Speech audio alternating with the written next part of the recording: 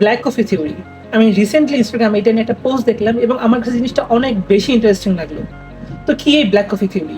তো মনে করেন আপনি একটা কফি শপে গেলেন এবং ব্যারিস্টা আপনাকে জিজ্ঞেস করলো আপনার অর্ডার কি। আপনি বললেন আমি ঠিক জানি না, তবে আমি ব্ল্যাক কফি চাই না। তো ব্যারিস্টা বললো ঠিক আছে, তাহলে আপনার অর্ডার বলুন।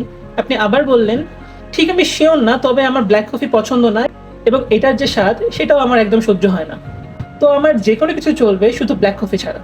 যেহেতু কফি শপে অনেক বেশি কাস্টমার ছিল, তো বারিস্তা বললেন ঠিক আছে আপনি পেমেন্ট করে দেন, আমি একটু পর আপনার অর্ডার নিয়ে আসছি। তো বেশ কিছুক্ষণ পর ব্যারিস্তা আপনার কাছে এলো এবং এসে বললো আপনার তো মনে হয় ব্ল্যাক কফি অর্ডার ছিল তাই না, এই ধরুন আপনার ব্ল্যাক কফি। আর আপনি মনে মনে বললেন আমি ঠিক এটাই চাইনি।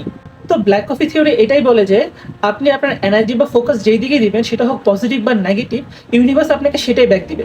এখানে আপনি যদিও বারবার বলেছেন যে আপনি ব্ল্যাক কফি চান না, কিন্তু তা সত্ত্বেও আপনি ব্ল্যাক কফি পেয়েছেন, কারণ আপনার সম্পূর্ণ ফোকাস ছিল ব্ল্যাক কফির দিকে। সো বেসিক্যালি লাইফে আপনার ফোকাস করা উচিত যেটা আপনি আসলেই চান তার উপর।